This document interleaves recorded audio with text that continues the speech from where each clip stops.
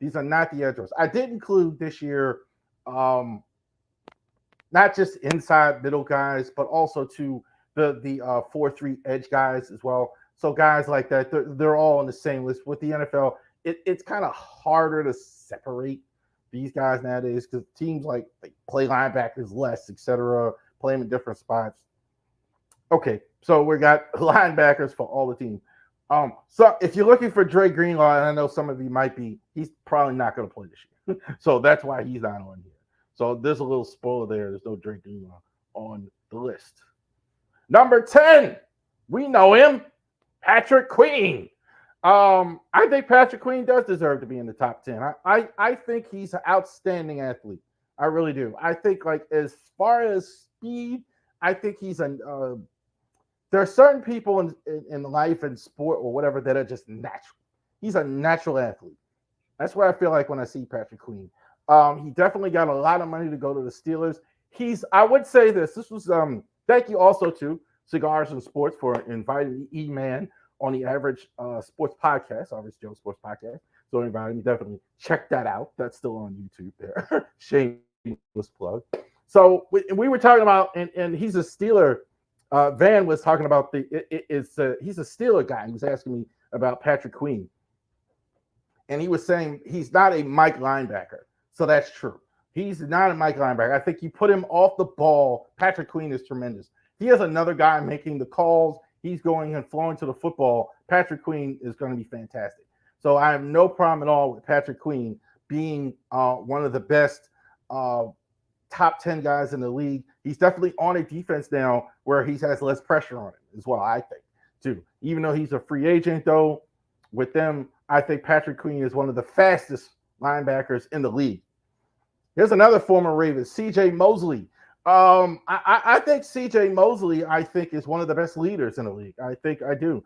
He kind of had a 2-year stretch that wasn't really good. He had an injury one year, and then he kind of missed a year for COVID. So a little bit of an interruption. But Mosley, I think, is one of the leaders on one of the best defenses in the NFL. Mosley, I know, strong physical leader at the point of attack. Definitely Mosley can hit guys at point of attack. He's an outstanding tackler. Definitely, I've always liked Mosley, his ability to go ahead. I'm still, even now, a little surprised that the Ravens didn't try harder to sign him because he's been really good, I think, in New York. Again, a little bit of an interruption there, but you look at the Jets defense, what they are do. They're strong up the middle. I think C.J. Mosley is fantastic, great at the point of attack. Here's a guy coming back from an injury. This is probably the main reason why he's probably not higher, Matt Milano. This guy hits with bad intentions. I mean, love watching him hit people. I absolutely do. He hits. There's certain guys, especially at the linebacker position and safety, you have to know they were there. Matt Milano, you didn't play a game against Matt Milano and get hit by him and say, all right, well, you're going to spend some time in the tub. This guy really hits.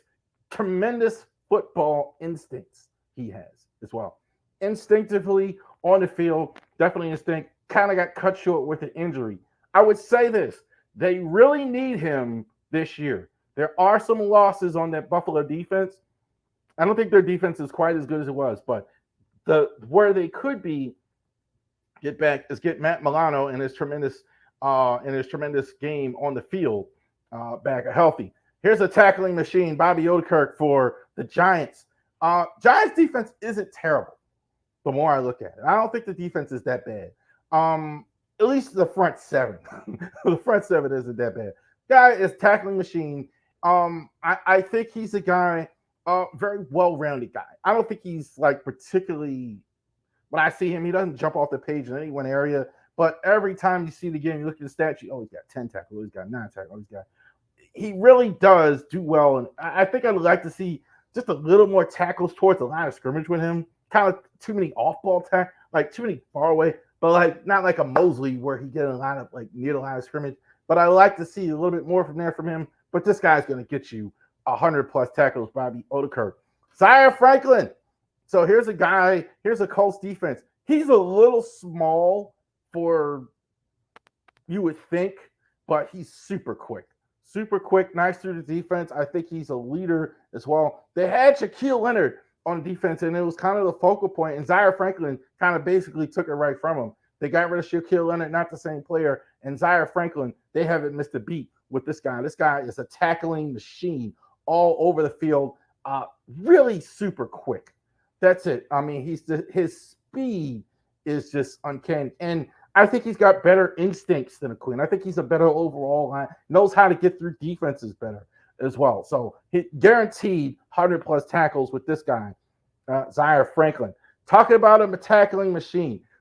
Definitely, I think a better version of Okereke as well. Just, he's going to get you 11, 12, 13 tackles. That's why he's on the list. I've seen it too many times. It seems like a guy, use a basketball reference. Keith Booth was kind of that guy. Or Jimmy Butler, maybe like a moment. Keith Booth, like as far as when he played college ball. But Jimmy Butler, like, it seems like, man, you look at the stat sheet and it's like, man, did he do as much as we thought? But man, he really is a silent assassin out there, Okun. Some people don't like him as much because, again, the tackles aren't always near the line of scrimmage. But when you're getting that much, when you're that active on the field, I'm putting him in the top 5. It definitely a lot of tackles for these guys. This is the elite group of the elite group. Nick Bolton, I think, might be the most underrated player in the league. I don't know people who really talk about Nick Bolton. You talk about the Chiefs defense. We know how good Chris Jones is, but Nick Bolton, I think, is really a stud. Definitely a guy. Now he's playing behind Chris Jones, but he definitely sideline to sideline. I don't know. He's about as good as anybody as well. Maybe not the best, but definitely one of the best. Definitely, if you got Chris Jones taking 2 guys and you got Nick Bolton running sideline to sideline the way he does, definitely he's a guy that's absolutely the guy. Never misses tackles. Rarely see Nick Bolton in the open field or miss tackles or anything like that. I love him. I think Nick Bolton, underrated, outstanding player.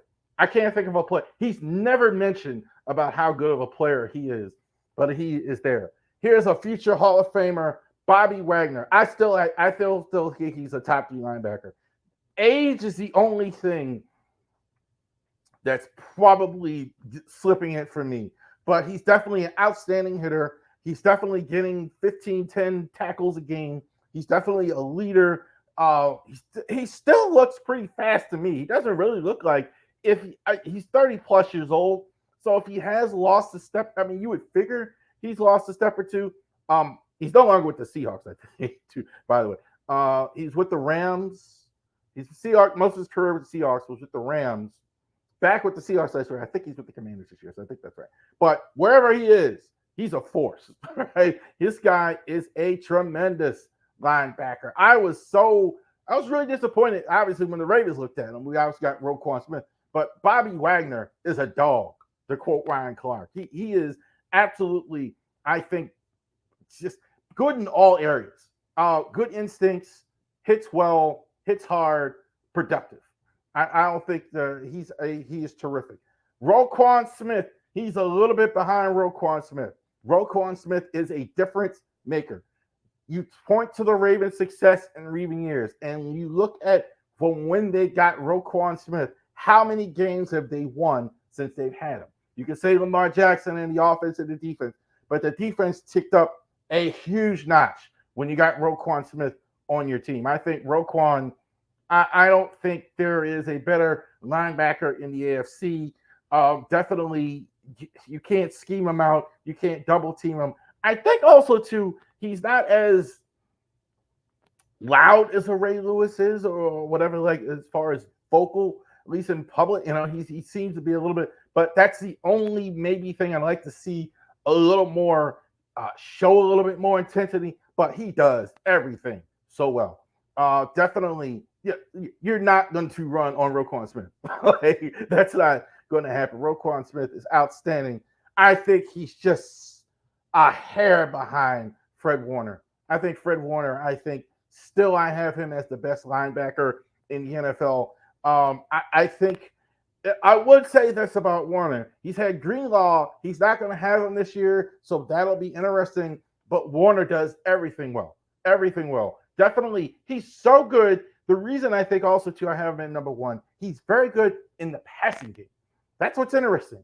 Linebackers, you can't just really good linebackers. When you talk about a Roquan Smith, you talk about a Bobby Wagner and things like that. Not just what they do against the run. Can they sift through traffic? Can they do those things? Can they stop passes? Can they take it the other way? Can they do those things? I think Fred Warner is the best at that. Fred Warner, number one linebacker in the NFL. There you go. So definitely check it out. We're going to go through our list some more. Next week, we're going to do the outside linebackers. So the 3-4 outside linebackers in the league. Who is the best pass rushing linebackers, 3-4 outside linebackers? We're going to go into that. The edge rush next week. So definitely check that out. All right.